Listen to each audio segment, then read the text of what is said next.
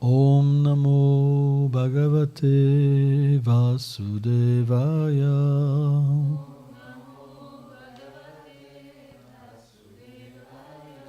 Om Namo Bhagavate Vasudevaya.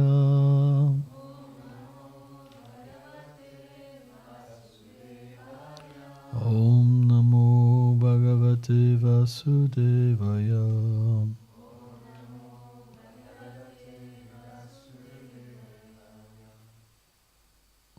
Alors on devrait chanter les noms du Seigneur concentrés. C'est important. Si on fait d'autres activités, on commet des offenses au Saint-Nom du Seigneur.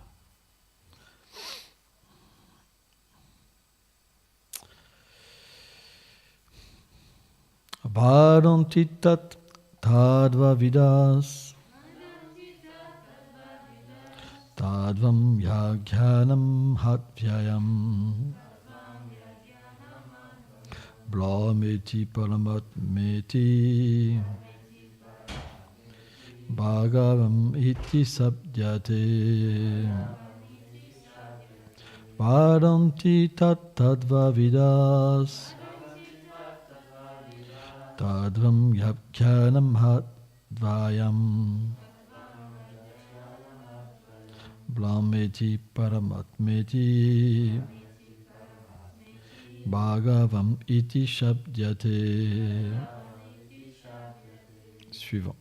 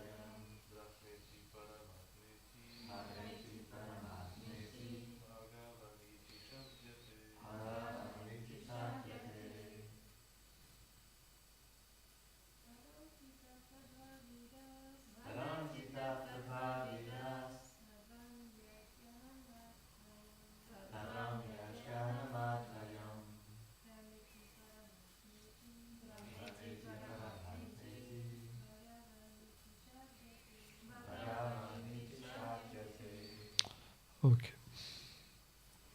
Traduction. Ceux qui conçoivent, perçoivent et visualisent la vérité absolue la déclarent comme la réalité transcendantale de la sagesse absolue sans second, la seule réalité de l'être suprême. Cette réalité est représentée premièrement comme le Brahman, sans attribut, sans forme. Deuxièmement, comme le Paramatma, l'âme suprême, présente en tant que le contrôleur interne. Et troisièmement, comme Bhagavan, le Seigneur suprême possédant 6 attributs illimités. Ces 3 noms décrivent 3 aspects de cet unique et même principe de la vérité absolue. Commentaire. Quelle est cette plus haute vérité ? C'est ce qu'explique ce verset. C'est Advya Gyanam, le savoir non-duel. Et quel est ce savoir ? Il est désigné par les noms de Brahman, de Paramatma et de Bhagavan. Cette vérité absolue peut donc être perçue sous 3 aspects selon la qualification de ceux qui l'approchent. Ces aspects ne sont que différents angles de vision de l'unique substance non-duelle. Donc on va s'arrêter là. Oma Ganati Milandasya Ganam Jalam Shalakaya Shakshuru Meditam Jenata Isme Shigulave Nama Nama Om Vishnu Padaya Krishna Prestaya Bhutale Srimate Bhaktivedanta Swamiti Namine Namaste Sarasvati Devi Golavani Placharine Nirveshesha Sunyavadi Plachatya Deshatarine. Vanchakalpatarubhyacha kripa sindhubhyaeva patitanam pavanebhyo vaishnavebhyo namo namah. Jai Shri Krishna Chaitanya Prabhu Nityananda Shri Advaita Shri Gadada Shivasadi Gaura Bhaktavinda. Hare Krishna Krishna Krishna Hare Hare, Hare Rama Rama Rama Hare Hare. Donc c'est un verset très important du Srimad Bhagavatam qui nous explique un peu ce que peuvent percevoir les êtres vivants qui approchent le Seigneur suprême. Il y a 3 qualifications. Les Gyani, les Yogis et les Bhaktas. Les karmis ne sont pas compris dans ce plan de réalisation. Les karmis, c'est ceux qui sont dans l'action intéressée. Puisqu'ils aspirent au bonheur matériel, ils ne perçoivent pas même un des 3 aspects du Seigneur suprême. La récompense qu'ils ont, c'est le bonheur matériel.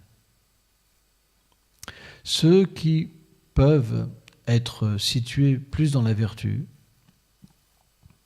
donc détachés de la conception corporelle de l'existence, mais qui ne sont pas encore complètement libérés, peuvent approcher le Seigneur avec une conception qu'ils sont une parcelle du Seigneur suprême. Qu'est-ce qu'on appelle parcelle? C'est le jiva, l'âme. Apariyam tasanam prakitimipam jiva bhutam. Le Seigneur a une énergie qu'on appelle Jiva Shakti. Et cette énergie, elle est constituée d'un nombre illimité d'entités vivantes. Srila Bhaktivedanta Swami Prabhupada dit que ces entités vivantes, ils sont une partie intégrante du Seigneur suprême. Alors, qu'est-ce qu'on entend par partie intégrante? Il explique que c'est comme une machine. Toutes les pièces font partie de la machine. Mais sans le courant, la machine ne peut pas marcher. Le Seigneur est comme une centrale. Et tous les êtres vivants qui constituent l'énergie marginale font mouvoir le monde matériel. Donc, les êtres vivants sont aussi une partie intégrante du Seigneur suprême parce qu'ils sont aussi manifestés éternellement pour être ses serviteurs. Tant que l'âme est conditionnée par la nature matérielle, elle reste dans l'univers matériel. Elle est comme une pièce du moteur qui fait mouvoir l'univers matériel par ses désirs. L'âme a des désirs et quand elle a des désirs, elle agit. Par exemple, elle peut créer un instrument, soit pour le plaisir du Seigneur, soit pour faire de l'argent. Mais automatiquement, il y a un désir qui fait qu'il y a une construction, il y a un maintien et une destruction. Donc, quand on dit partie intégrante, ça veut dire qu'elle a aussi les qualités du Seigneur suprême, à un certain niveau. Elle peut créer, elle peut maintenir et elle peut détruire. Vous comprenez? Par exemple, quand elle crée une famille, elle manifeste des enfants, elle crée des enfants et elle les maintient. Et elle-même, après, elle détruit. Par exemple, où il peut avoir une destruction plus grande à travers la guerre, ou à travers le maintien, à travers la paix, ou la construction de quelque chose qui est plus beau, ou la construction de quelque chose qui est pire. Donc, il y a cette propension dans l'âme. Elle est une partie intégrante du Seigneur parce qu'elle est faite à l'image du Seigneur suprême. La seule différence qui existe, c'est qu'elle est infime et le Seigneur est illimité, Ananta. Ça, c'est important de comprendre. Donc, quand elle est située dans l'action intéressée, l'âme, elle ne peut pas comprendre sa nature en tant que l'âme. Parce qu'elle est trop influencée par l'ignorance et la passion. L'ignorance et la passion ne permettent pas de comprendre que Dieu est une réalité et que l'âme est une réalité. On pense, je suis une femme, je suis un homme, et mon but, c'est de m'occuper de mon enfant et de ma famille. Ignorance, passion, ça ne va pas plus loin. Et bien sûr, parce qu'il y a un peu de vertu, on va prier le Seigneur suprême avec une conception, oh Seigneur, c'est la seule chose qu'on fait devant les déités, protège mon mari, protège ma femme, faites qu'on soit heureux, s'il te plaît, sois miséricordieux. C'est tout, c'est un business.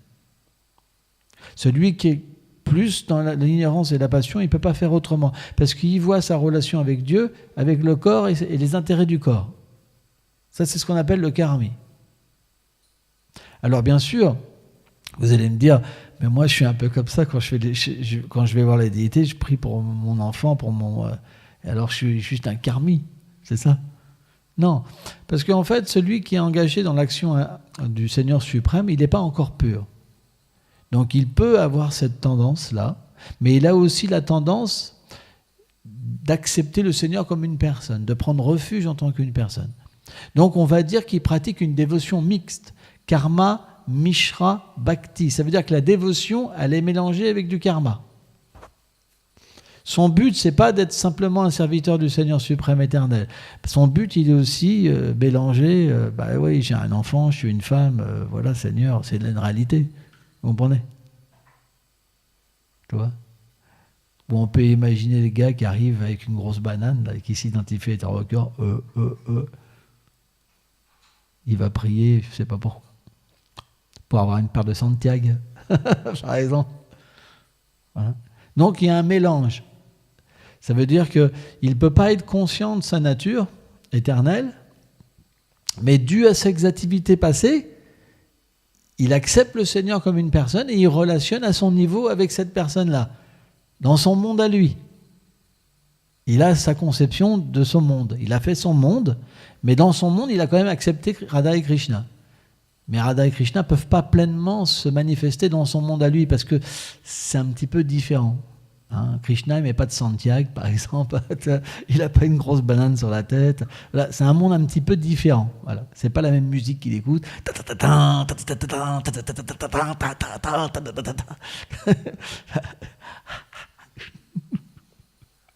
C'est pas le même style de musique. Mais Radha et Krishna sont miséricordieux, ils sont dans sa vie. Et donc l'effet d'accepter le Seigneur suprême dans sa vie, naturellement, c'est comme un soleil qui va purifier l'existence de l'être vivant. Le soleil purifie tout. On prend l'exemple de l'urine, par exemple. Si un chien urine, l'urine, ça sent mauvais, c'est désagréable. Et le soleil va tout purifier. C'est juste question de temps. Donc même si on a des impuretés, si on est lié dans le service de dévotion, graduellement, notre vie va changer.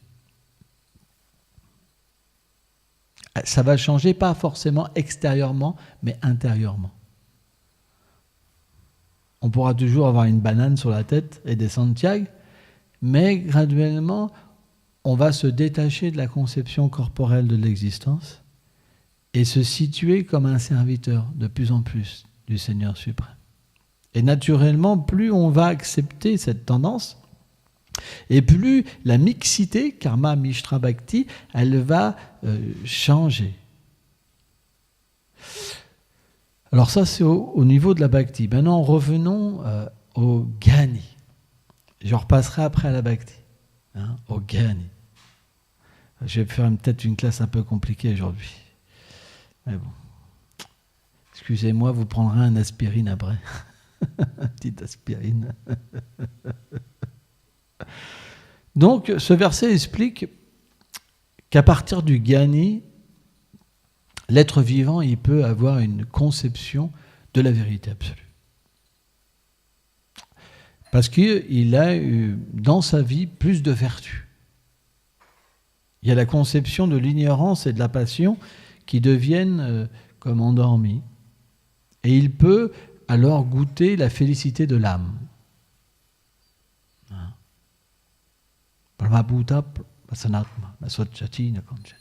Il peut goûter la félicité de l'âme. Et à partir de là, il peut comprendre qu'il est une partie intégrante du Seigneur suprême.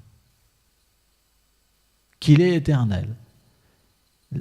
La réalisation du Brahman, c'est qu'on réalise qu'on est éternel. On n'est pas le corps. Toute cette conception corporelle de l'existence, on la conçoit comme temporaire. on comprend qu'on est dans cette situation, mais qu'on n'a rien à voir avec cette situation. On quitte le plan de penser qu'on est une femme, un homme, qu'on a une relation avec des enfants, etc. On comprend que tout est l'âme, en fait. Que autre chose, c'est Maya, l'illusion. On perd plus de temps dans des choses matérielles. Au contraire, on se rétracte des activités matérielles. Et le résultat, c'est quoi? C'est qu'on va arrêter de souffrir. Plus de souffrance. Parce que l'attachement matériel, c'est qu'un océan de souffrance. Le principe de l'éternité, ça veut dire la félicité. On est dans un état de félicité où on voit la vérité omniprésente, omnipotente, omnisciente. Pas plus. Il n'y a pas de diversité. Alors, dans la bhakti, qu'est-ce que c'est le gyan par rapport à nous? Maintenant, on va expliquer un autre mot, Jnana Mishra Bhakti. Avant, c'était Karma Mishra Bhakti. Ça veut dire que j'avais des désirs intéressés. Mais quand je progresse et que mon cœur devient purifié, je peux alors devenir un Jnana Mishra Bhakta. Ça veut dire que, bien que ma dévotion n'est pas encore pure, mon cœur est propre. Et le Seigneur peut apparaître dans ma vie. Un Jnana Mishra Bhakta, c'est quelqu'un qui peut voir le Seigneur dans ses opulences. Il peut comprendre que le Seigneur contrôle toutes choses. Il peut entendre le Seigneur directement lui parler. Lui expliquer la Bhagavad Gita, par exemple. Hein? On a certains d'entre nous qui font des cours de Bhagavad Gita. Hein? Même j'ai vu qu'il y avait un peu d'orgueil quand même. J'ai vu qu'il y en avait qui se prenaient un petit peu pour des grands professeurs, tout ça. Je ne dirais pas les noms. Mais arrivé au Jnana Mishra Bhakti, on peut directement parler avec le Seigneur suprême. Mais on réalise quoi? On réalise qu'on est encore très loin de l'objectif. Parce que dans ce concept de Jnana Mishra Bhakti, le Seigneur est loin. Bien qu'il puisse parler à son dévot, pour l'aider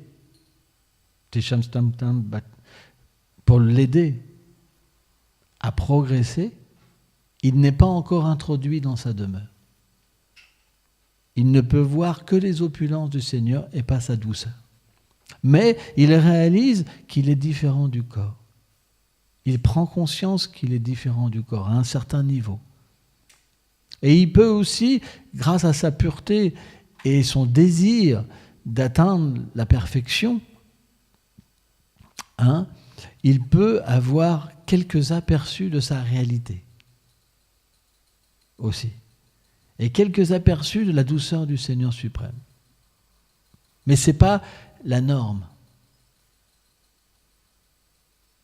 Il a une conception de l'opulence du Seigneur suprême. C'est le contrôleur. C'est en lui. Quand il s'adresse au Seigneur suprême, c'est avec de la révérence. Il y a aussi quelque part une certaine peur.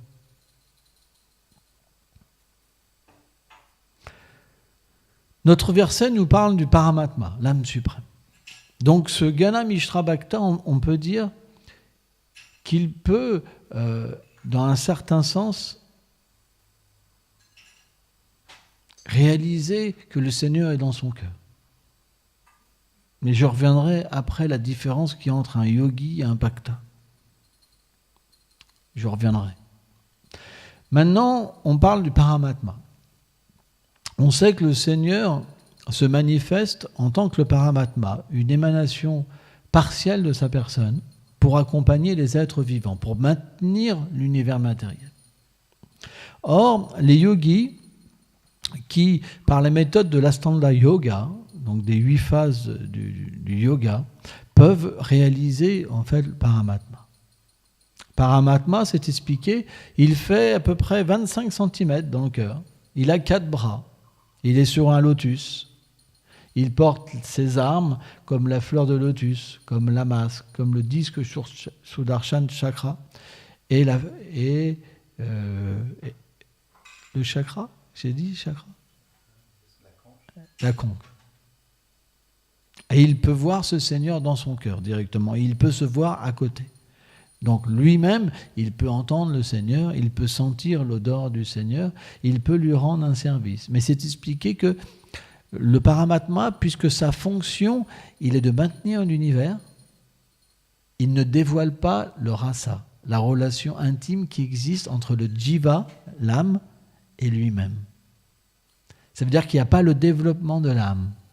L'être vivant se trouve sur un niveau dans la vertu, pas tout à fait libéré, pas tout à fait. Parce que quand on parle de libération, ça veut dire qu'on est introduit dans la demeure du Seigneur suprême. On est dans le monde matériel, mais on peut percevoir que ce Seigneur contrôle le monde, le maintient et le détruit. Et on peut voir qu'il donne à chacun le fruit des actes. C'est quand même exceptionnel. Vous voyez que ça, cette réalité. Vous êtes complètement dissocié de toute illusion. Au niveau Paramatma. On voit une personne au niveau de Paramatma, vous prenez Saint François d'Assise par exemple, qui pouvait parler avec tous les êtres, qui pouvait être nu par exemple, sans être dérangé par les êtres vivants, parce que sa vision était pure, par exemple. Mais qui n'est pas conscient de sa swarup, de son identité éternelle encore. Vous comprenez ? Alors, quelle est la différence entre un bhakta et un yogi ? C'est qu'un yogi, il voit la forme du Paramatma, alors qu'un bhakta, lui, Krishna se révélera comme Radha et Krishna. C'est la différence. On prend l'exemple d'une flèche qui dépasse et qui atteint une cible. Un dévot ne réalise jamais véritablement Brahman, Paramatma. Tout de suite, il réalise Bhagavan. Bien qu'il y ait une purification, le Seigneur se révèle toujours comme la source de ses autres aspects. Et finalement, Bhagavan, ça veut dire celui qui a les 6 opulences, la personne suprême. Alors cette personne suprême, selon notre swarup éternel, on peut avoir une relation avec elle dans sa pleine douceur en tant que Krishna ou à travers son opulence. Ou entre les deux. On a parlé l'autre jour des différentes formes du Seigneur suprême. Et suivant, en fait, la situation éternelle où on est situé, alors le Seigneur se révèle d'une certaine manière. Et là, à partir de là, on atteint la pure dévotion. Shuddha Bhakti. Ça veut dire que l'être vivant, il peut manifester les 3 distinctions de l'âme qui sont Samvit, Sandhini, Ladini. Son éternité, sa forme, la connaissance de sa relation avec le Seigneur suprême et ses sentiments d'amour. C'est ce qu'on appelle un siddha, une âme parfaite. Avant, ce n'est qu'une évolution de la conscience. Krishna Chaitanya. Chaitanya, la conscience. Krishna, la conscience de Krishna. Ce n'est qu'une évolution, comme un enfant, par exemple, qui naît, bien qu'il prenne refuge dans sa mère, par exemple, il n'a pas vraiment conscience de ce que c'est. Il sait simplement que ça donne du lait chaud et que c'est un refuge. Il sent une relation qui s'était déjà effectuée dans le ventre, en fait, et il y a comme un refuge. Mais ce n'est qu'à un certain niveau qu'il peut développer une relation. C'est une vérité.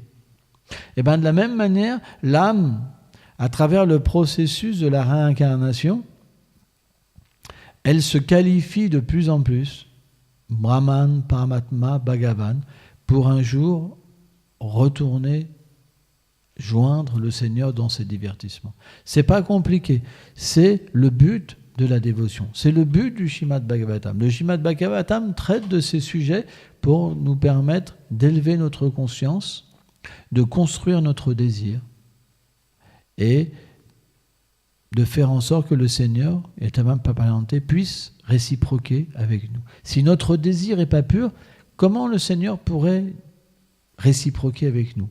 Lui, sa demeure, elle est éternelle. Sa façon d'être est éternelle. Il ne va pas se mettre à notre niveau avec notre concupiscence, notre envie, tous nos défauts. Dans son monde à lui, il est parfait. Mais simplement, il nous attire à lui, il nous purifie pour qu'à un moment, le désir soit parfait. Bien qu'on ne puisse pas véritablement encore concevoir sa demeure. Mais en écoutant les sadhus, en chantant son nom, c'est pour ça que c'est important l'association. Notre désir va changer de nature et c'est à ce moment-là que le Seigneur pourra nous introduire dans sa réalité, pas avant. Comment on pourrait être introduit dans cette réalité, par exemple, quand on entend sur Krishna et qu'on a envie de dormir, par exemple. Dans son monde à lui, les êtres vivants, ils sont toujours éveillés à goûter, en fait, son nom, sa forme, ses attributs et ses divertissements. Tant qu'on est malade spirituellement, il y a des symptômes comme envie de dormir, comme penser à autre chose.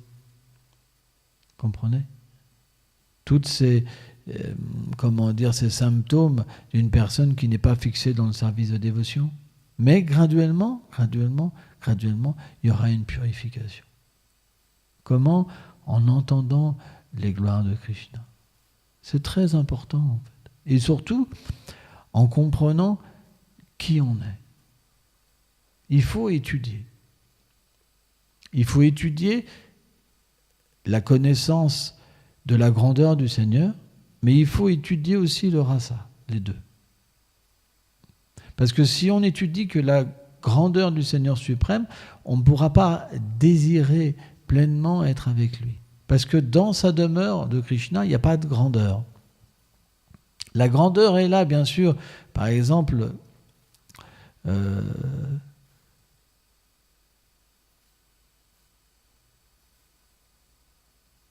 quand Krishna tue des démons, c'est des démons qui sont exceptionnels. Par exemple, prenons Aristasura, par exemple. On sait qu'Aristasura, c'était un terrible taureau. Il était, par ses pouvoirs mystiques, cet Asura avait assumé la forme d'un taureau. Et le Srimad Bhagavatam explique que ce taureau était tellement grand que sa queue chassait les nuages. Donc on peut imaginer qu'il faisait facilement 400 mètres de haut ou 500, 600 mètres de haut. C'est phénoménal. Combien de tonnes il faisait ? Et à chaque fois qu'il marchait, la terre tremblait. Il écrasait tout sur son passage. Qu'est-ce qui se passe ? Mais je suis en train de raconter un lila. Papa. C'est quoi ta question ? Allez, je ne raconterai pas. Et les démons qui vont essayer d'attaquer Krishna, Roma, Vrindavan, est-ce que ce sont des associés du Seigneur ou c'est des êtres démoniaques ? Pas forcément. Pas forcément. Mais ce n'est pas des êtres ordinaires non plus. Et donc, quand Aristasura, il respirait, ça faisait presque comme des ouragans, quoi. Donc c'était un être mais démoniaque et terrible. Et il cherchait Krishna. Parce que Kamsa, son but, c'était de tuer Krishna. Il y avait cette prophétie, comme quoi le 8e enfant de Devaki le tuerait. Et il avait envoyé déjà plusieurs démons qui avaient échoué. Donc il a envoyé Aristasura. Et Aristasura, quand il est arrivé dans le village de Nanda Maharaj, c'est expliqué que tous ont commencé à avoir peur. Au point que il y a des femmes qui ont fait des fausses couches. Et il a commencé à tout détruire sur son passage. Et naturellement, Krishna est intervenu Pourquoi ? Parce que bien que les habitants de Vrindavan ne puissent pas voir que Krishna est le Seigneur suprême, naturellement, Krishna est leur refuge et leur vie même. Donc, ce qui est votre vie, vous pensez au moment où il y a un grand danger à cette vie même. Et ils ont appelé Krishna. Les vaches ont appelé Krishna. Tout le monde a appelé Krishna. Et Krishna est venu. Et il a combattu, en fait, ce grand démon. Il l'a fait tournoyer. Il a même cassé les cornes. Il l'a frappé avec les cornes et il l'a tué. Vishwanath Chakravarti Thakur explique une chose qui est pour nous intéressante. C'est que quand Krishna a voulu voir les gopis, et surtout Radharani, les gopis ont joué avec lui. Parce que Krishna avait déjà tué Putana, qui était une femme. D'ailleurs, Vishwanath Chakravarti Thakur explique que Krishna, avant de tuer Putana, il a quand même fermé les yeux, parce que bien qu'elle était une démone, elle avait pris l'aspect de sa nourrice. Et donc il n'avait pas envie de faire ça, mais il devait le faire quand même. Et donc les gopis, quand Krishna a voulu se divertir avec les gopis ont dit « Approche pas, tu es impur. Déjà, tu avais déjà tué une femme, mais là, tu as tué un taureau. Donc ils sont surtout pas, ne touche pas, tu es imbibé de péché. Tu es imbibé de péché. T'es comme un gros péché. Mais Krishna est tellement beau. Krishna est toujours pur. Et ils lui ont dit, oui, pour expier ta faute, les shastras, les écritures expliquent que tu dois te baigner dans tous les lieux saints. Et Krishna a dit, mais je ne vais pas aller dans tous les lieux saints me baigner. Je vais plutôt faire venir les lieux saints ici. Et donc Krishna a tapé de son talon. Et il y a eu naturellement un gros bassin sans eau qui est venu. Et il a appelé en fait toutes les eaux sacrées à venir.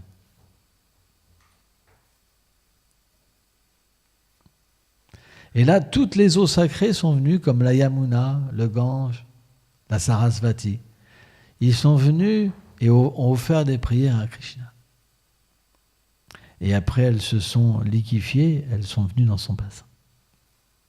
Et là, Krishna, naturellement, qu'est-ce qu'il a fait ? Il s'est baigné. Et là, quand il s'est baigné, il a dit aux gopis, il a dit, maintenant je suis pur, s'il vous plaît, venez profiter de mon bassin pour qu'on puisse se réjouir et être ensemble. Et les gopis ont dit, ton bassin, il a le gros péché de tuer une femme et de tuer un taureau. On ne peut pas se baigner dans ton bassin, on va plutôt faire notre bassin. Et donc, Aristasura, il avait gratté la terre, le gros taureau méchant. Il avait gratté la terre avant de charger Krishna. Les taureaux, c'est comme ça.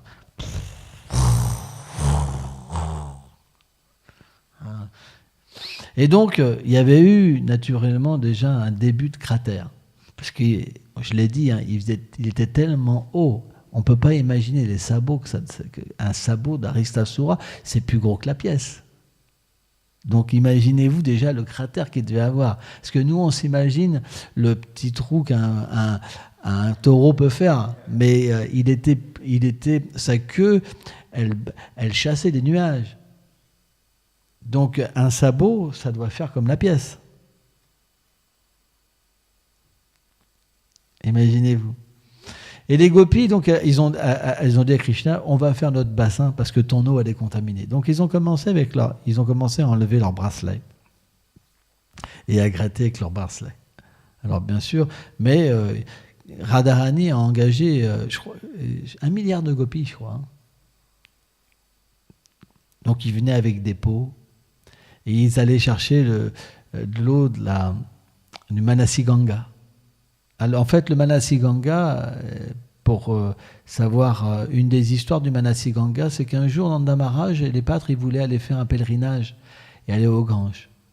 Mais Krishna, lui, quitte jamais Vrindavan. Donc, il a fait venir par son mental le Gange. C'est pour ça qu'on appelle Manasi Ganga. Et donc, c'est une eau qui est très naturellement, elle représente l'eau qui a lavé les pieds de Krishna. Donc c'est une eau qui est très chère aux gopis. Et donc elles faisaient la chaîne avec des pots pour remplir. Mais elles sont devenues, par l'énergie interne, fatiguées. Parce qu'il fallait remplir un gros bassin. Et donc, les eaux saintes sont sorties en fait du Kund de Krishna de nouveau. Et parce que le service offert à Radharani, c'est très rare. Même Brahma, même Shiva n'ont pas cette opportunité de comprendre le Radha Tattva. Brahma, en fait, Krishna lui-même a enseigné Brahma quand Brahma a marié Radha et Krishna. Et Brahma n'avait pas conscience de la position juste théorique, mais il ne pouvait pas avoir le darshan de Radharani. Et donc il a pu être enseigné directement par Srimati Radharani. De la même manière, Brahma a enseigné Shiva après. Et c'est de là que, en fait, différentes histoires sont nées, comme Gopishvar Mahadev, par exemple, où Shiva a pris la forme d'une gopi. Et donc, les eaux personnifiées sont sorties et elles ont offert des prières avec des larmes. Parce que le service de Radharani, c'est tellement confidentiel et élevé. Elles voulaient offrir un service à Radharani. Elles ont prié pour que Radharani accepte leur service. Et quand Radharani a accepté, alors, comme les deux bassins étaient proches, en fait, c'est expliqué qu'éternellement, le Shyamakund, il est hexagonal, et éternellement, le Radhakund est carré. Et à ce moment-là, les eaux ont percé entre les deux kunds pour que l'eau puisse se déverser.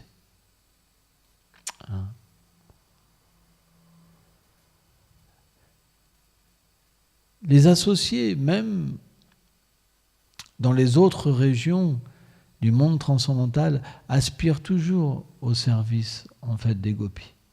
C'est expliqué. Même Arjuna. Arjuna, un jour, il a approché Krishna. Il était à Dwarka. Et Arjuna, c'est un guerrier, un kshatriya, un puissant guerrier. Il peut détruire n'importe quelle armée illimitée. Il peut se battre avec un nombre de guerriers illimité, Arjuna. Et un jour, il a approché Krishna et lui a dit « Je voudrais savoir quelque chose sur la relation que tu as avec les gopis. » Et là, il y a eu un grand silence, un grand froid.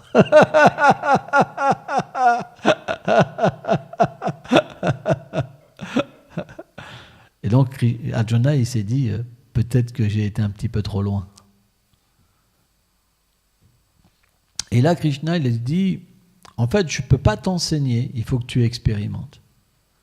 Parce que ce n'est pas quelque chose qu'on peut comprendre avec l'intellect. Mais on peut l'expérimenter. Tu dois adorer Durga Devi. Mais dans sa manifestation en tant que Yoga Maya. Donc il a commencé, Krishna a disparu. Il a commencé donc à adorer. Et là, Yoga Maya est apparue comme une jeune fille de 16 ans, à peu près. Une gopi, une jeune gopi. Et donc, elle a amené Arjuna à se baigner dans un lac. Et là, quand Arjuna, il est sorti en fait du lac, il s'est baigné 3 fois. Quand il a vu son reflet, il a vu qu'il n'avait plus d'armure. Il avait le corps d'une gopi. Arjuna Gopi. Et là, elle l'a enseigné, en fait, elle lui a donné refuge dans un gourou, une Saki, en fait. Et la Saki lui a donné un mantra pour méditer sur Srimati Radharani. En fait, juste avant, j'ai passé une étape. Il y a une étape importante, c'est que quand Arjuna il a reçu une corde de gopi, il s'est retrouvé seul à un moment. Et il ne savait pas qu'est-ce qui allait se passer. Et il a vu au loin arriver comme une troupe de Sakis, en fait. Il y avait des Nitya Sakis, des Sakis éternellement libérés, il y avait les Védas personnifiés, il y avait les sages, différentes sortes de gopis qui étaient là. Et quand elles ont vu Arjuna était très belle dans cette forme de gopi. Donc elles sont venues, elles ont dit, mais qui tu es, etc. Quelle est ta mère, tes parents, ton village? Mais ils ne savaient rien, en fait. Donc, elles ont reçu l'instruction, en fait, de faire en sorte que Arjuna devienne qualifié. Donc, son gourou donc, lui a donné un mantra pour adorer Radharani. Elle l'a mis dans un bosquet. Et à un moment, Radharani était satisfait et est venu rencontrer Arjuna, en fait, personnellement. Et quand Arjuna il a vu Radharani, en fait, Radharani, elle illuminait toute chose, en fait. Et donc Radharani, personnellement, l'a enseigné de comment adorer Krishna, pour avoir le darshan de Krishna. Et là, Arjuna, sous cette forme de gopi, il a intensément commencé à adorer, en fait, pour avoir le darshan de Krishna. Mais il avait tout oublié de sa nature d'Arjuna. Il avait tout oublié. Et il pleurait, au point que même les feuilles des arbres, elles tombaient, en fait, de dévastation. En fait. Et là, à un moment, Krishna dit Radharani, dit « Amène-la-moi ». Et là, donc, Radharani a envoyé donc, ses Sakis chercher Arjuna Gopi. Et donc, Krishna a fait comme quand il avait délaissé toutes les gopis avec Radharani, il a délaissé toutes pour être avec Arjuna. Et donc, il lui a donné un darshan spécial, son étreinte, etc., etc., etc. Et donc, à un moment, donc, Krishna l'a redonné donc, à Yogamaya. Yogamaya, donc, Krishna lui a donné l'instruction qu'il se baigne, parce qu'il était fatigué. Il avait dansé avec lui, qu'il devait se rafraîchir. Et quand il s'est remis dans le même bain, en fait, dans le même lac, il a retrouvé sa forme d'Arjuna, en fait. Mais il a pu se souvenir de son expérience avec Krishna. En fait, les Acharyas expliquent que Arjuna Gopi et Arjuna, c'est la même, ils existent éternellement. Or, c'est un lila, c'est difficile à comprendre, c'est un lila qui se manifeste comme entre deux, en fait. Mais que, en fait, la forme originelle d'Arjuna, c'est Arjuna Gopi. Et donc, il est resté toujours avec une méditation, en fait, sur Krishna à Vrindavan. C'est pourquoi tous adorent Krishna à Vrindavan, parce que c'est la forme du Seigneur qui même les autres associés aspirent à cette association. C'est comme quelque chose de supérieur. C'est la preuve, en fait. C'est que même un Saka comme Arjuna, qui a une relation tellement intime avec Krishna, il aspire à Vraj. Vous vous rendez compte? C'est incroyable, quoi. Et jamais Arjuna, donc, dans son petit secret, il a oublié, en fait, les Vraj Gopis. Hein? C'est intéressant. Et même Vasudev Krishna, en fait, même les incarnations du Seigneur qui viennent, quand Krishna vient à Vrajabhumi, elles deviennent en séparation avec les divertissements de Krishna. C'est pour ça que Vasudev, en fait, quand il glorifie ses dévots, il glorifie les gopis dans la Bhagavad Gita. La Bhagavad Gita, on peut voir comme un écrit très profond et caché, un sens très très profond et caché. Hein? Notre philosophie, elle est très élevée. Elle ne peut pas être comprise par l'intellect et par une personne qui a des attachements matériels. Elle peut être comprise par un dévot sincère qui accepte un processus en comprenant que le but de la vie, c'est de devenir un associé du Seigneur. C'est pas de trouver la paix ou maintenir une famille, etc. Notre but, il est d'accomplir des choses pour le plaisir du Seigneur suprême, pour qu'il nous introduise dans notre nature éternelle. C'est pour ça qu'on fait un service. Sans ça, si c'est pour avoir une position, tout sera gâché. Si c'est pour être identifié à une chose matérielle, tout est gâché. On engage notre tendance et on la purifie pour atteindre la perfection. Et cette perfection, elle peut être obtenue en chantant les saints noms dans cet âge. Au point que les Écritures expliquent qu'il n'y a pas d'autre moyen, donc il faut chanter. C'est de cette manière-là qu'on pourra se libérer de l'identification avec le corps. Son sang devra mourir et reprendre un corps. Encore et encore. Des millions de fois, des milliards de fois, on a été chef de famille. On a été enfant. C'est comme, Barlan Maharaj, il explique, c'est comme vomir et remanger son propre vomi. On refait la même chose. C'est complètement idiot. Ça apporte aucun bonheur. Aucune satisfaction à l'âme. Juste au faux ego. C'est pour ça notre but, c'est de se libérer. C'est d'en finir avec ce cycle des morts et des renaissances. Mais plus, notre but, il est d'aimer Krishna. Parce que l'amour pour l'âme conditionnée va nous faire renaître dans ce monde. Donc on doit engager les choses.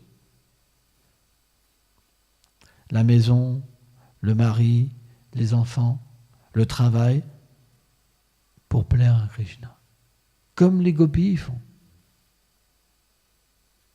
Quand Krishna a joué de la flûte à Vanchivas, les gopis étaient mariées, elles avaient des enfants, elles ont tout abandonné, elles ont couru.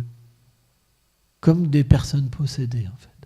C'est quand la flûte de Krishna rentre, en fait, dans les oreilles des gopis, elles deviennent possédées. Elles ne peuvent plus comprendre ce qui se passe. Elles courent. Sans comprendre même ce qui se passe. Sans comprendre même où elles vont, parce qu'elles sont attirées comme un aimant ultra puissant vers Krishna. Elles abandonnent tout. Quand Krishna les a vues dans la forêt quand il faisait nuit, sous un clair de lune qui était orangé, il ne leur a pas dit « vous avez fauté ». Il est le Seigneur lui-même, celui qui a composé les Védas, celui qui a composé toutes les écritures religieuses. Il ne leur a pas dit « vous avez fauté ». Il leur a dit « cette dette, en fait, cette dévotion que vous avez, même moi, je ne peux pas la rembourser.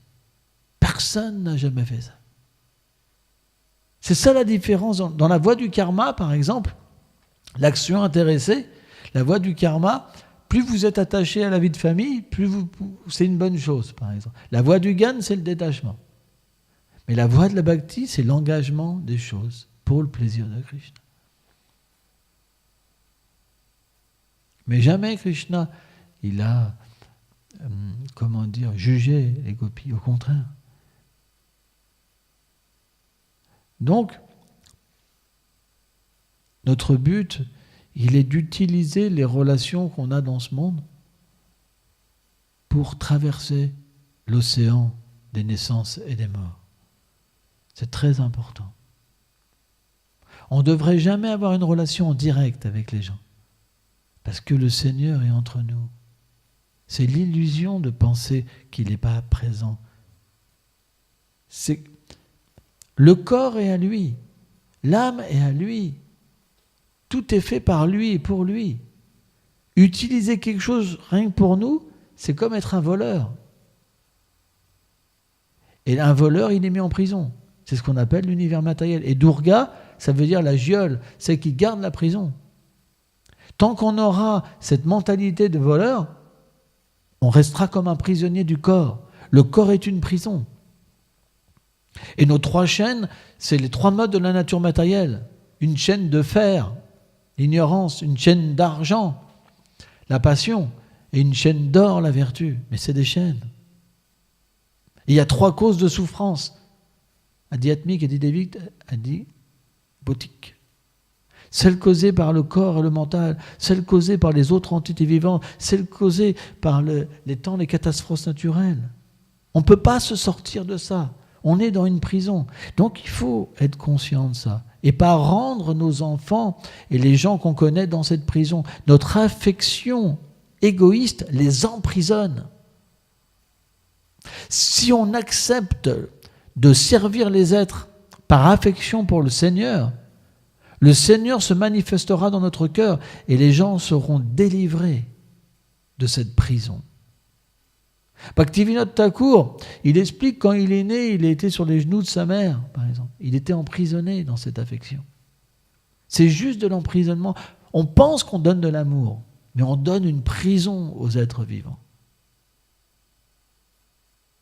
La preuve, c'est que quand les êtres vont vers le Seigneur suprême et peuvent se détacher, on n'a pas envie.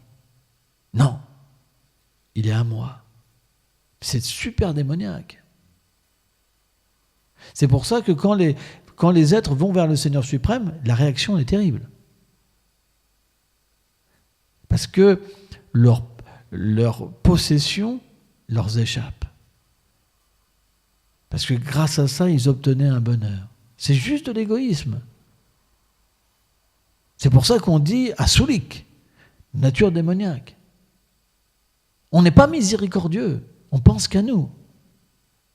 On ne veut pas que notre enfant soit libéré, on veut qu'il suive notre race, qu'il souffre comme nous.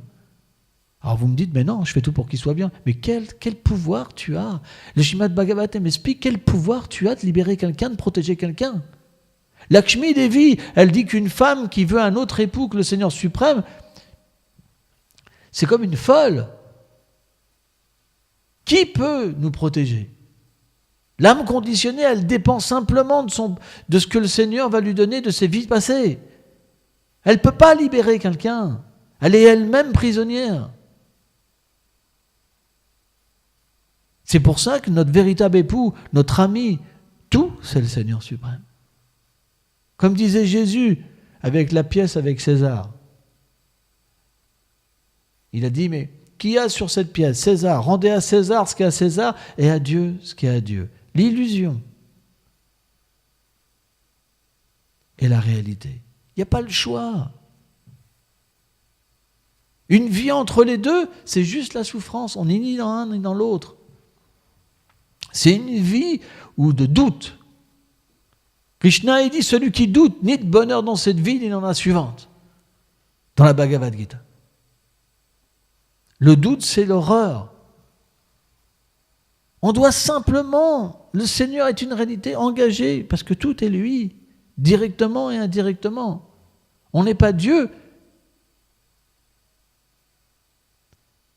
mais on est une manifestation de l'énergie du Seigneur suprême. On ne peut pas agir indépendamment. On est manifesté pour une chose particulière. Nityasila Krishna Prema. C'est pour aimer Krishna. Et c'est super important. Et de cette manière-là, on sera heureux et tous nos problèmes d'attachement, de ceci, de cela, c'est ma maison, c'est juste une prison. Si on observe, on est complètement emprisonné dans tellement de choses. On n'est pas libre du tout. C'est un monde d'esclavage. Il y a l'esclavage externe et l'esclavage interne. Et on rend les autres esclaves parce qu'on est dominé par des choses mauvaises. Et on les cache en faisant croire que tout est bon. On met une cravate, on se fait une belle coupe, bien rasée, des belles chaussures ou des femmes bien habillées. On fait croire que tout est propre. On a des belles allées, tout est bien sculpté, tout est beau. Mais à l'intérieur, c'est plein de caca. C'est un monde d'hypocrisie. Et les gens sont absurdes. Ils élisent des hypocrites et après, ils m'ont trompé. Mais comment vous voulez que quelqu'un qui soit impur puisse vous satisfaire? C'est complètement absurde. C'est pour ça qu'on doit distribuer la connaissance. Le Srimad Bhagavatam, c'est le livre qui peut changer l'existence des êtres vivants. Parce qu'il est pur. Parce qu'il peut permettre aux gens de comprendre l'environnement, de comprendre comment agir, et pas se tricher, et voir ce que c'est l'environnement. Qui est mon enfant? Qui est mon mari? Qui est ma femme? et relationner avec la vérité et pas l'illusion. On n'aura pas de satisfaction de l'illusion. À un moment, le problème viendra. Parce que si les êtres ne sont pas parfaits, à un moment, on souffrira. Quand vous êtes connecté à quelqu'un qui n'est pas parfait, la souffrance viendra. Ce n'est que question de temps. C'est scientifique. Ce n'est que question de temps. Prenons par exemple l'exemple d'une mère. J'ai déjà expliqué ça plusieurs fois et c'est important.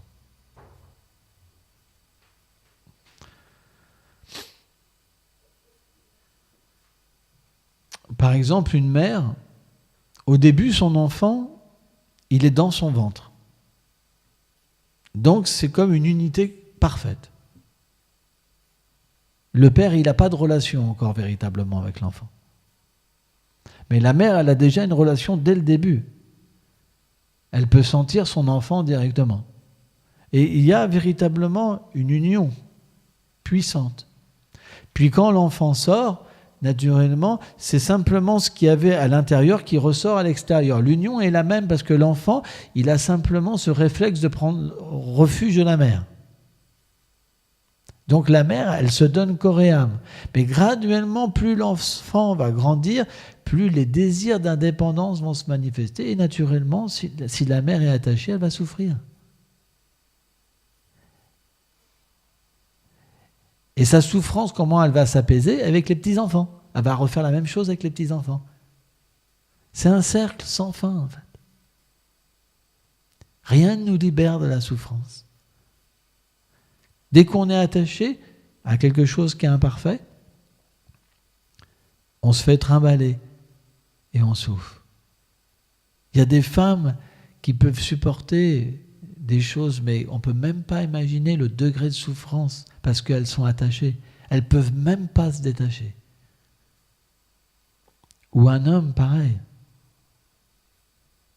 Donc, la vie spirituelle permet de transposer l'attachement sur la réalité qui est parfaite. Et à ce moment-là, on devient heureux.